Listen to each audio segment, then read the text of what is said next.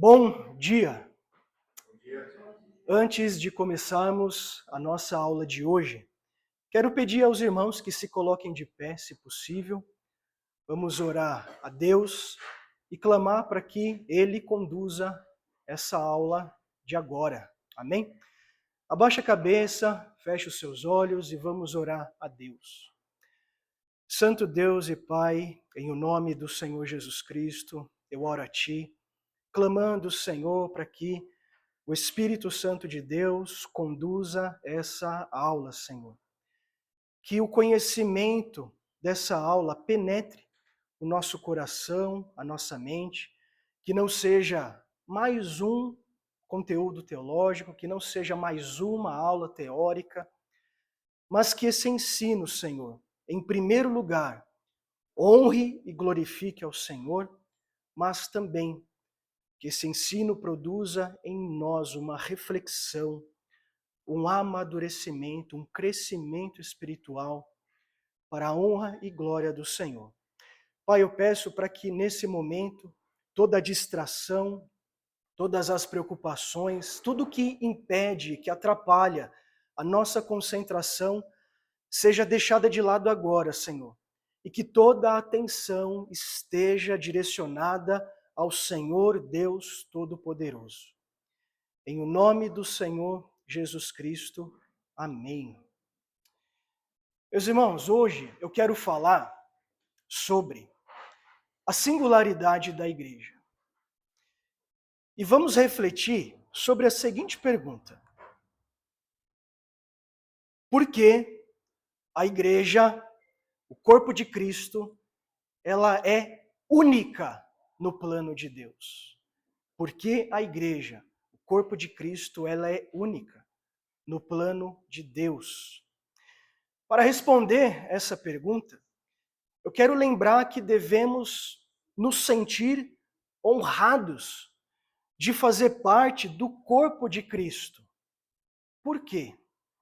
Porque nós sabemos que Jeová, ele é santíssimo. A partir do momento que o pecado entra no mundo, existe uma quebra no relacionamento perfeito com o Pai. E absolutamente nada do que fizéssemos nos reconciliaria com esse Deus Santo. Mas é aí que entra o amor do Senhor.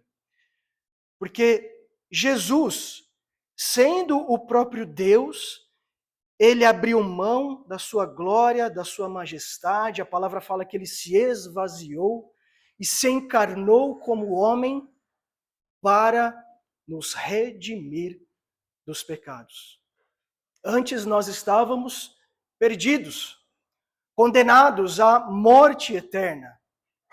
Mas veja o quão maravilhoso é esse texto que vamos ler agora. Quero pedir aos irmãos para que abram as suas Bíblias em Filipenses, capítulo 2, e leremos dos versos 6 até o 11. Filipenses, capítulo 2, dos versos 6 ao 11.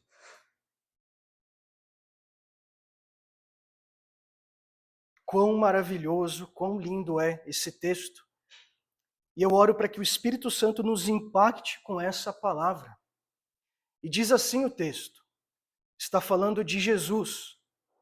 Pois ele, subsistindo em forma de Deus, não julgou como usurpação o ser igual a Deus. Antes, a si mesmo se esvaziou, assumindo a forma de servo, tornando-se em semelhança de homens. E reconhecido em figura humana, a si mesmo se humilhou, tornando-se obediente até a morte, e morte de cruz. Pelo o que também Deus o exaltou sobremaneira e lhe deu o nome que está acima de todo nome, para que ao nome de Jesus se dobre todo o joelho nos céus, na terra e debaixo da terra, e toda língua confesse que Jesus Cristo é Senhor, para a glória de Deus Pai. Éramos filhos da desobediência. Vivíamos afastados de Deus por causa do pecado. Estávamos mortos espiritualmente, escravizados pelo pecado e caminhando para uma eternidade longe do Pai. Mas Deus nos amou de uma maneira tão inexplicável que Ele enviou o seu único Filho, para que todo aquele que nele crê não pereça, mas tenha vida eterna. Nós sabemos esse texto de cor, mas a profundidade desse texto, ela não pode perder o sentido nas nossas vidas. Por isso, o quão honroso é fazer parte do corpo de Cristo. Estávamos todos perdidos, condenados, amaldiçoados, mas Deus não deixou que a gente continuasse assim. Ele nos amou a tal ponto que Ele deu o seu único Filho, para que todo aquele que nele crê não morra, mas tenha a vida eterna. Nós temos um Deus que é misericordioso e ao mesmo tempo gracioso. O Senhor é misericordioso porque Ele não nos dá aquilo que a gente merece. O que a gente merece? A gente merece a morte eterna. A gente merece a condenação. A gente merece a dor, o sofrimento, a solidão. A gente merece tudo isso. Mas Deus não nos dá isso. Um dos atributos do Senhor é a sua misericórdia. Mas ao mesmo tempo, Ele é gracioso. Porque além de Ele não nos dar o que a gente merece, Ele nos dá algo que jamais mereceríamos. Algo tão valioso que se não fosse de graça, ninguém teria acesso. Que é a vida eterna na sua presença. Então, irmãos, hoje, que a gente não seja apenas uma eclésia. Nós precisamos ser mais, nós precisamos representar mais do que um simples ajuntamento de pessoas. Verdadeiramente precisamos fazer parte do propósito vivo e santo de Deus. E compreender isso deve produzir em nós uma mudança radical na nossa vida, na forma como vivemos, na maneira que servimos ao Senhor, no modo como nos vemos diante dele. Esse conhecimento deve produzir em nós uma mudança.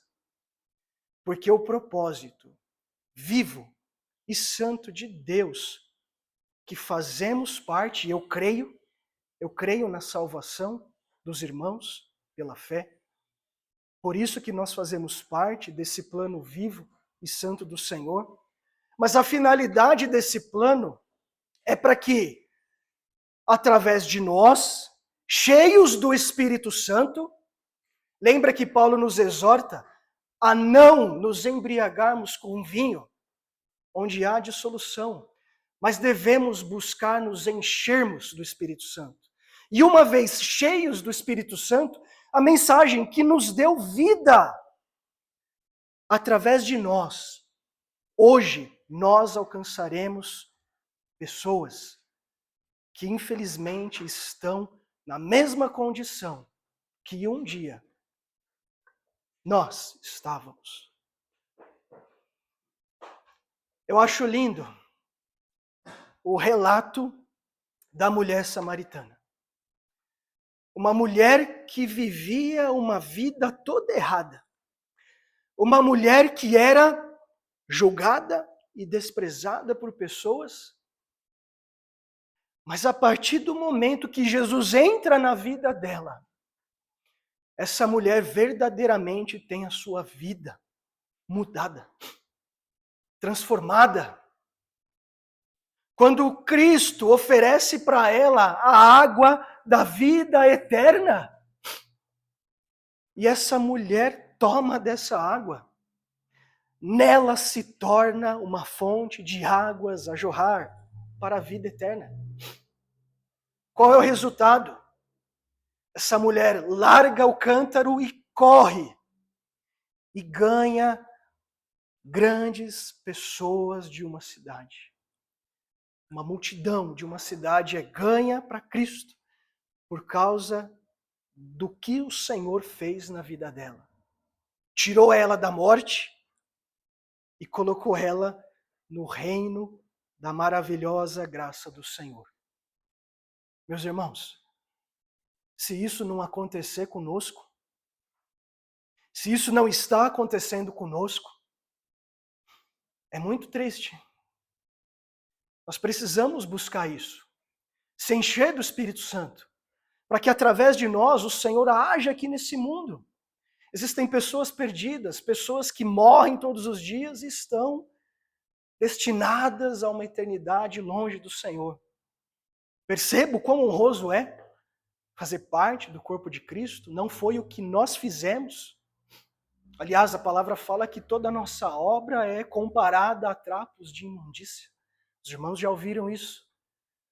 Honroso é fazer parte do corpo de Cristo, porque Ele nos amou de uma maneira inexplicável, que deu o seu único Filho, para que todo aquele que nele crê não pereça, mas tenha vida eterna.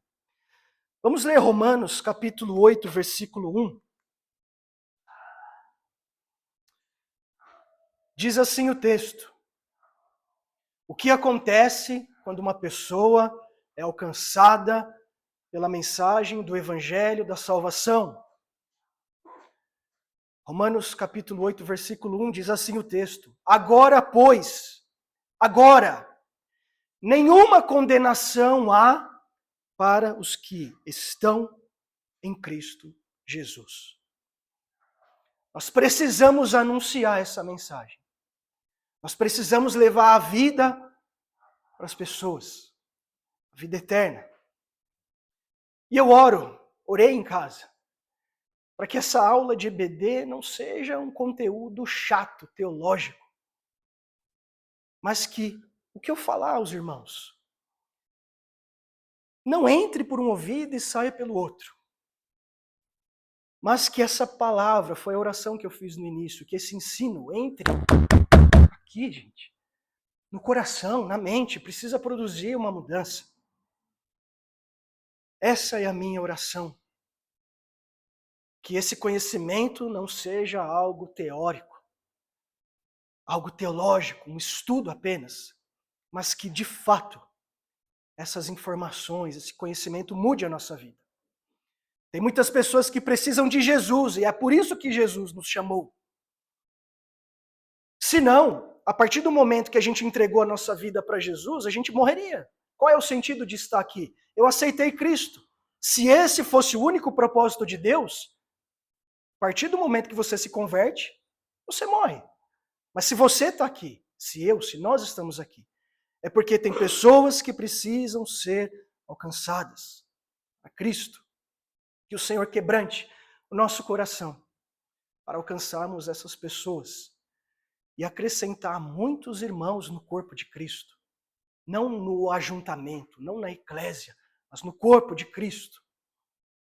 Então vamos entender que a igreja, ela é única no plano de Deus.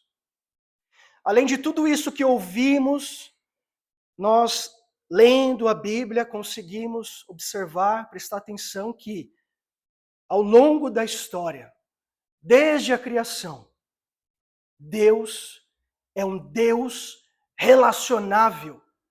Ele não é um Deus de suborno, de barganha. O nosso Deus se relaciona e se relacionou com várias pessoas e povos. Exemplo, no Éden. No Éden, Deus se relacionou com Adão e Eva. Com Noé, Deus se relacionou com Noé através de obediência e confiança. Deus dá uma ordem, Noé confia em Deus e obedece. Com Abraão, vemos um relacionamento baseado na fé.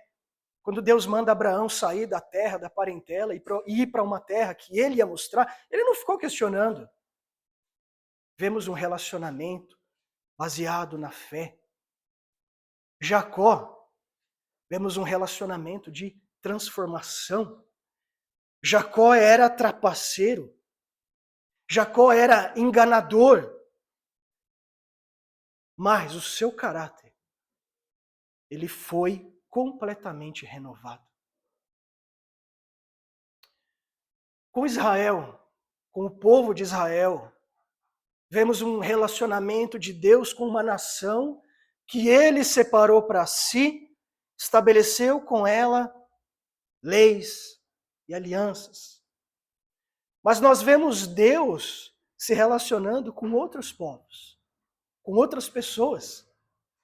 Exemplo, Nínive.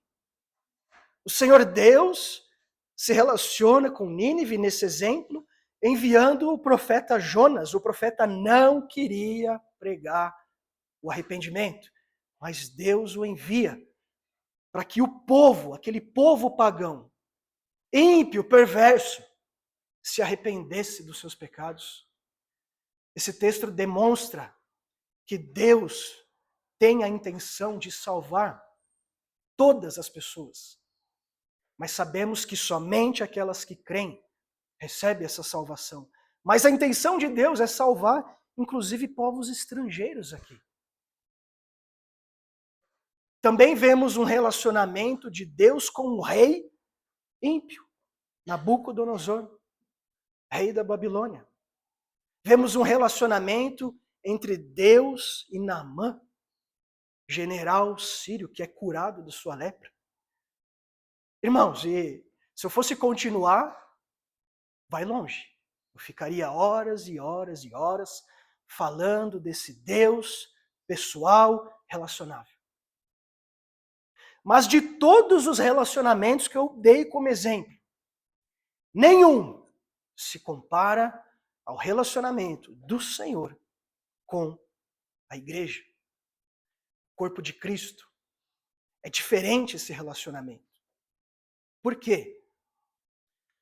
Porque o Senhor formou para si um povo espiritual.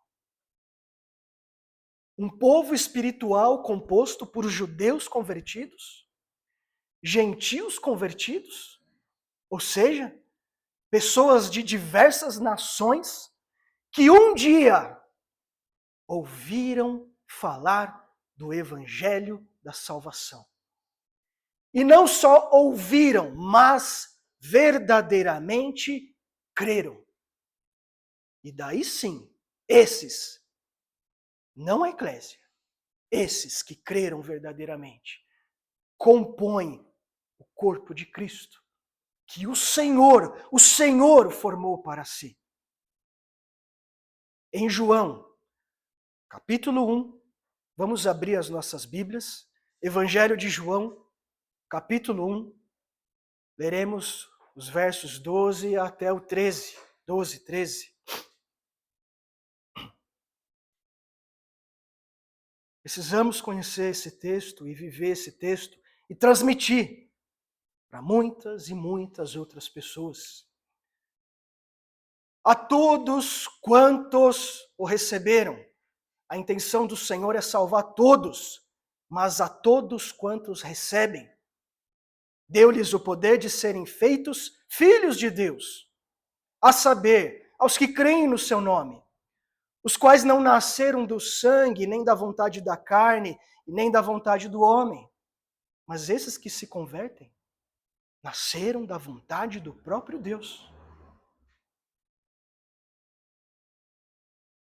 E as palavras de Cristo, descritas em Mateus 16, 18, onde ele diz, edificarei a minha igreja. Essas palavras nos mostram aspectos do propósito de Deus em relação à igreja. Hoje, todas as vezes que os irmãos ouvirem a palavra igreja, eu me refiro aos verdadeiramente salvos, e não àqueles que frequentam a igreja. Essas palavras de Cristo mostram aspectos que torna a igreja única no plano de Deus. Primeiro aspecto, a igreja era uma obra que ia acontecer no futuro, a vinda de Jesus na terra. Segundo aspecto, a igreja não é a mesma coisa que o reino. A igreja não é o reino. E o terceiro aspecto, a igreja não é a teocracia de Israel. Vamos explorar mais esses aspectos. Quando Jesus diz edificarei a minha igreja, ele disse isso no Evangelho de Mateus. No Evangelho de Mateus, existia a igreja? Sim, não, talvez. Menos o Alan. Eu vi que ele já ia responder. Gente, no Evangelho de Mateus. Vocês podem participar, senão vai ficar só eu falando aqui. Eu quero que vocês participem. Menos o Alex também. Eu já vi que ele... No Evangelho existia igreja? Pedrão, você ia responder, pode responder. Não existia igreja. Nos Evangelhos, Mateus, Marcos, Lucas e João, não existia igreja, corpo de Cristo. A igreja ainda, nesse momento, era algo profético. Ou seja, ia acontecer. Nós sabemos que a igreja nasce em Atos. Quando Jesus envia o Espírito Santo, e aí as pessoas o recebem, são cheias do Espírito Santo, e o que elas fazem logo em seguida, no dia de Pentecostes? Elas vão e falam. Uma igreja que não fala tem problema. Uma vez cheios do Espírito Santo, você fala, anuncia, proclama o Senhor Jesus Cristo. E aí eu quero fazer uma provocação que eu fiz e faço para mim.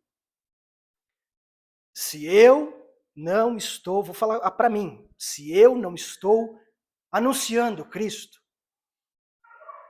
eu tenho problema. Por quê? Cheios do Espírito Santo, qualquer lugar que você for, você vai anunciar. Se você for ao mercado e a caixa estiver triste, cabisbaixo, o Espírito Santo vai te incomodar. Puxa uma conversa. E aí existe todo um cuidado de homens. Permita que a sua esposa evangelize mulheres. Não que não possa ser feito. Mas a palavra nos orienta a fugirmos da aparência do mal. Se a caixa tiver cabisbaixo, o Espírito Santo incomodar, amor, vai lá e fala do Senhor para aquela mulher. Nós precisamos ter uma ação positiva em relação ao Evangelho. Se a pessoa perguntar, eu falo. Isso é uma reação neutra. Não, nós precisamos agir positivamente, precisamos nos posicionar e anunciar como aconteceu no nascimento da igreja. Segundo aspecto, eu quero que os irmãos respondam. Vocês se lembram qual era a pregação de João Batista e posteriormente de Jesus? Qual era a pregação de João Batista e Jesus? Qual que é, irmã? Arrependam-se. Por quê? Por quê? Vamos, gente. Oi? A moto passou, atrapalhou. Arrependam-se por quê? É chegado o reino de Deus, ou está próximo o reino de Deus. Esse reino não é a igreja. Em Mateus capítulo 3, 1 e 2 diz assim: Naqueles dias apareceu João Batista, pregando no deserto da Judéia e dizia: Arrependei-vos, porque está próximo o reino dos céus. Em Mateus capítulo 4, versículo 17, diz: Daí por diante passou Jesus a pregar.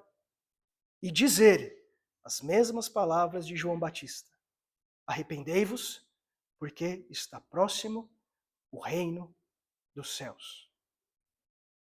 No segundo aspecto, a igreja não é esse reino dos céus que João Batista e Jesus pregavam. Nós veremos as diferenças mais à frente, tá? O terceiro aspecto, a igreja é diferente da teocracia que existia em Israel. Existia porque hoje Israel é um regime democrático. Mas, naquela época, em que foram registrados os textos bíblicos, Israel era uma teocracia. Mas a igreja é diferente dessa teocracia. Lembrando que teocracia é a junção de duas palavras gregas. Theo, que significa Deus, e crácia significa governo.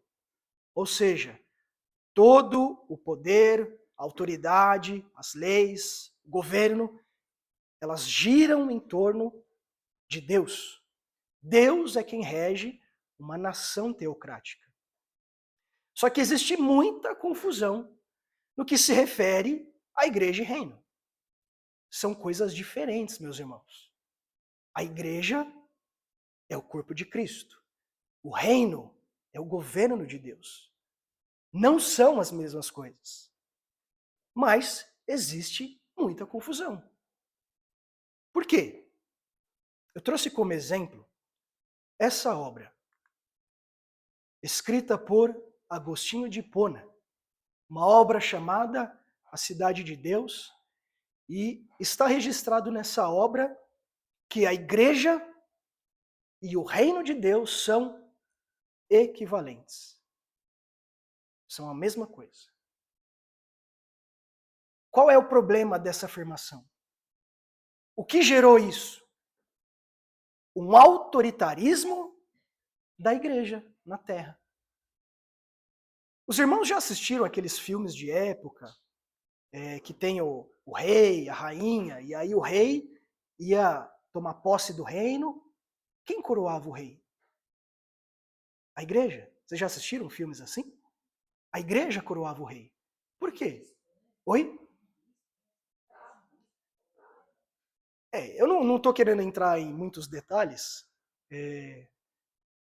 mas a ideia, os irmãos, eu não quero ofender ninguém, eu quero só transmitir o conteúdo, mas a ideia é, o autoritarismo veio da igreja porque existe uma interpretação escrita por Agostinho de Hipona que fala que a igreja e reino são equivalentes. E aí, naquela época, os reis eram coroados pela igreja. E vocês sabem qual igreja eu estou falando. Tá? Por quê? A igreja representava o poder de Deus na terra. Óbvio que isso é uma visão errada. A igreja, novamente, é o corpo de Cristo. O reino é o governo de Deus. E o Senhor tem propósitos diferentes. Uma outra confusão que acontece entre a igreja e o reino está relacionado a diversas interpretações escatológicas, como nós vimos algumas delas nas aulas de hermenêutica. E essas interpretações equivocadas a respeito da volta de Jesus, do milênio, do reino, provoca uma salada, uma confusão. Por exemplo, a visão pós-milenista. O que diz o entendimento pós-milenista? Ele condiciona a volta de Jesus à implantação do reino na terra, depois de um longo período marcado pela pregação do evangelho no mundo. E por que eles interpretam assim? Mateus 24:14, eles utilizam para sustentar essa ideia, que também é uma visão errada. Mateus 24:14 diz assim: e será pregado este evangelho do reino. Existe diferença entre evangelho do reino e evangelho da graça? Ou é a mesma coisa? que os irmãos acham? É a mesma coisa? O que é graça? O que é graça? É um favor que eu não mereço. O que é reino? É o governo de Deus. O evangelho da graça e o evangelho do reino são a mesma coisa? Não. Então, nesse texto aqui, qual evangelho está sendo pregado? O do reino. Para testemunha a todas as nações. Então virá o fim. A visão pós-milenista interpreta que só vem o fim quando o evangelho do reino for pregado a todo mundo. Mas o contexto de Mateus 24 é o quê? Tribulação. A igreja já foi arrebatada, os 144 mil judeus estão pregando esse evangelho do reino. Arrependei-vos, porque o reino vem. Não significa que Jesus somente volta depois que o evangelho é pregado.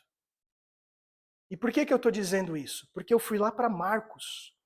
Vamos abrir Marcos, capítulo 13, versículo 32 e 33. Diz assim o texto. Marcos 13, 32 a 33.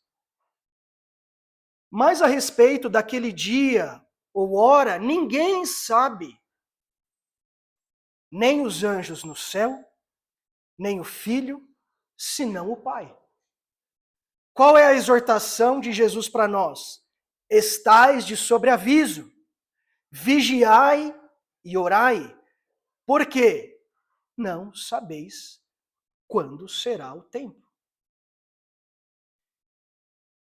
Então, os irmãos entenderam isso aqui? Sim? Posso seguir? Então, partindo para o terceiro aspecto, depois no final eu vou fazer uma recapitulação. Por que a igreja é diferente da teocracia que existia em Israel? Existe uma linha, né? Que eu também não vou dizer qual é, para não criar polêmica. O objetivo aqui não é criar polêmica, mas depois eu falo aos irmãos qual linha é essa, que diz que o objetivo, o papel principal da igreja é trazer as leis de Deus lá do Antigo Testamento para os governos da terra. Essa linha diz: os governos da terra somente serão justos se a igreja trazer lá do Antigo Testamento as leis de Deus para toda a terra. Porém, é uma visão equivocada. As leis de Deus existiam em Israel. Era perfeito? Me respondam, era perfeito? Então, o que nos leva a crer que trazer as leis de Moisés do Antigo Testamento para todos os governos da terra vai fazer a diferença? O problema está aqui, ó. Lembra que Jesus disse? Não é o que entra que contamina, mas é o que sai. O problema está aqui. E Jesus veio para consertar esse problema. Qual é, então, a função da igreja? Nós já falamos várias vezes. Representar, refletir, reproduzir o Senhor Jesus aqui.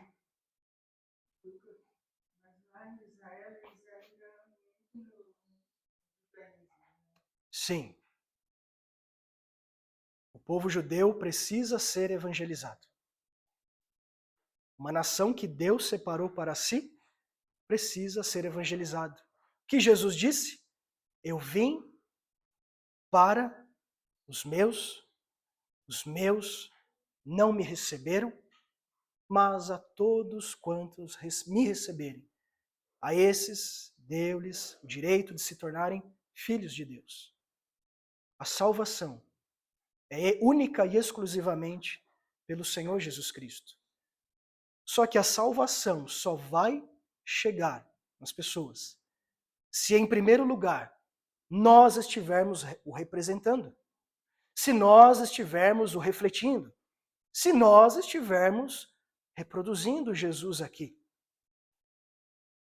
Por que representar? Paulo diz que o que nós somos? Embaixadores. O embaixador, ele representa a nação dele no lugar que ele está. Devemos refletir o Senhor Jesus Cristo, devemos representar o Senhor Jesus Cristo nesse mundo. Lembra que Jesus orou? Senhor, Pai, não oro para que os tirem do mundo, mas que sejamos guardados na presença do Senhor. Somos embaixadores de Cristo aqui. Amém? Refletir. Por que refletir? Paulo também nos traz uma exortação. Ele diz, sede meus imitadores, porque eu sou o cara. Foi isso que ele disse? Lógico que não. Mas ele disse, sede meus imitadores, como eu sou de Cristo. O padrão é Cristo. Estamos refletindo Cristo onde estamos? Se chegar lá no seu trabalho e falar, olha, me fale do fulano. Você tem medo ou você está tranquilo? Numa roda entre amigos, o que vai sair de lá? Pornografia? Besteira? Piada? Zombaria? Ou você vai refletir Cristo ali? É para a gente pensar, irmãos. Precisamos refletir Cristo. Precisamos imitar Cristo, Ele é o padrão. Se isso não está acontecendo na sua vida, examine-se, pois, a ti mesmo. Pois quem come e bebe sem discernir o corpo, come e bebe juízo para si. Mas aí isso é um outro assunto, tá? Mas reflita. Pense, estou representando Cristo, estou refletindo Cristo. E reproduzir Cristo? Como que eu reproduzo Cristo? É impossível? Não é. Cada vez que nós anunciamos o evangelho da salvação e a pessoa ouve, crê, estamos reproduzindo pequenos Cristos. É possível produzir Cristo nas pessoas. Precisamos representar, refletir e reproduzir Jesus no mundo. Eu quero falar agora da relação entre igreja e reino. Se formos pesquisar no dicionário, o significado de reino é essa definição que encontraremos. Reino, substantivo masculino. Primeiro, país, estado governado por um rei ou rainha, monarquia. 2, conjunto de súditos de uma monarquia. Para existir um reino, precisa existir um local, um rei e súditos. Essa é a definição de reino. E para entender qual é a relação da igreja com o reino, primeiramente nós precisamos compreender os 3 tipos de reino. Tem 4, mas eu preferi trazer 3. O primeiro é o reino universal, o segundo é o reino davídico, ou messiânico, ou milenar, e o reino misterioso. Vamos começar pelo reino universal. Lucas é o do reino de Deus? Não. O que é o reino universal? Universal vem de universo. É um rei que governa o universo todo. É um governador supremo, soberano, que ele governa tudo e todos, nos céus e na terra. Esse é o reino universal. Vamos abrir em 1 Crônicas 29, 11 e 13.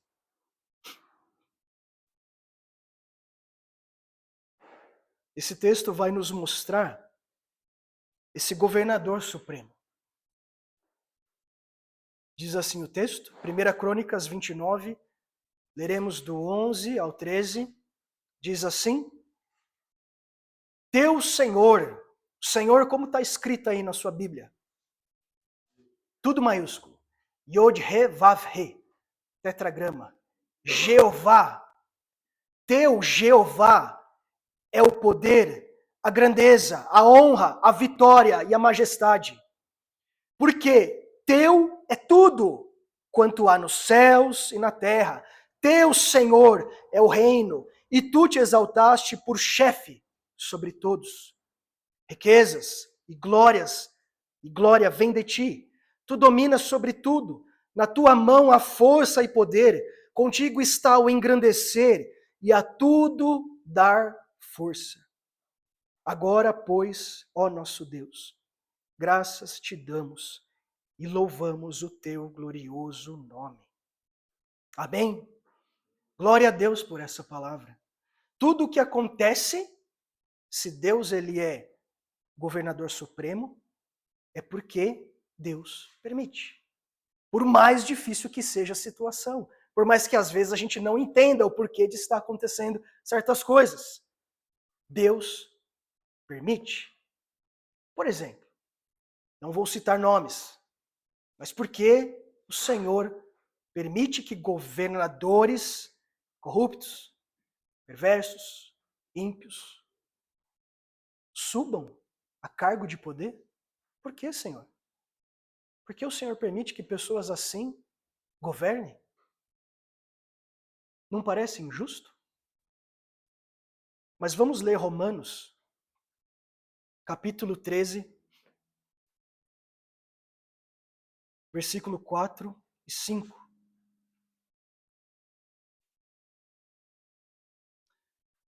Visto que a autoridade... Eu vou lendo rapidinho para a gente correr aqui no tempo, tá?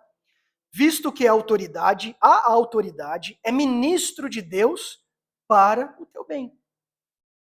Entretanto, se fizeres o mal, teme, porque não é sem motivo que ele quem? A autoridade, traz a espada. Pois é ministro de Deus, vingador, para castigar o que pratica o mal. É necessário que lhes sejais sujeitos, não somente por causa do temor da punição, mas por dever de consciência.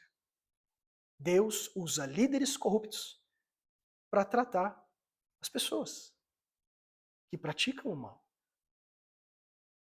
Não foi assim que aconteceu em Juízes? Nós estamos estudando, fazendo devocional no livro de Juízes.